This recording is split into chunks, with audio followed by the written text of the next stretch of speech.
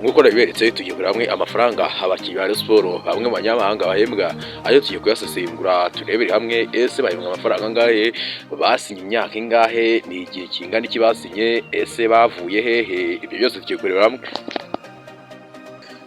Dutangira ndagira mubwire ngo umukinnyi uzwi nka Azizi Basane, uyu mukinnyi akaba yaravuye muri Cameroon. Uyu ni umukinnyi ngo wari warazamukiye muri equipe ya Nantes hariya mu gihugu cy'Ubufaransa. Uyu mukinnyi yari ari mu gihugu cya Cameroon aho yaguzwe miliyoni saga 10, akaba ahembwa miliyoni 1,500 by'umushahara w'u Rwanda.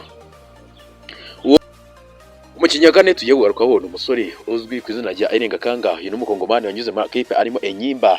Uyu musore akaravuye mu gihugu cya Congo, akaba yaraguzwe miliyoni saga 8 z'amafaranga y'u Rwanda, akahembwa miliyoni 1,300 y'umushahara w'u Rwanda, akaba ari umukongomani. Umukinnyi wa gatatu tugiye kureba ibikubiye hamwe mu basezerano, imyaka asinye, amafaranga yembwa ndetse naho yavuye. Tugiye kuba twabireba hamwe byose, ariko mbere kujyayo reka tubanze dukore subscribe twifatanyije n'abafana ba Rayon Sports ndetse n'abafana ba PFC, like, share ndetse na comment na subscribe. Tudatinze, umukinnyi wa gatatu ari kwitwa Youssou Diagne. Uyu ni umudefenseur uri gufatanya na Nsayimana Aimable muri Rayon Sports muri Axe. Uyu mukinnyi akaravuye mu gihugu cya Senegal, akaba yarahuye n'ibibazo by'imvune mbere yuko yerekeza muri Rayon Sports.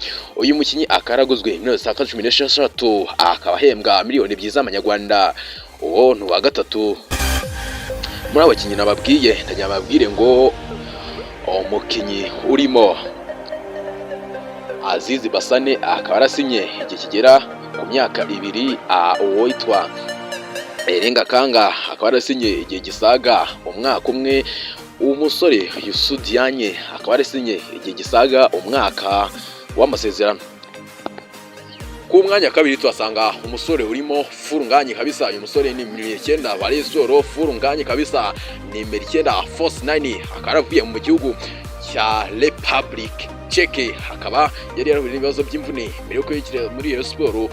Uyu musore akaba yaraguzwe miliyoni 17 z'amafaranga y'u Rwanda. Uyu musore akaba ahembwa miliyoni 2,200 by'umushahara w'u Rwanda muri Rayon Sports.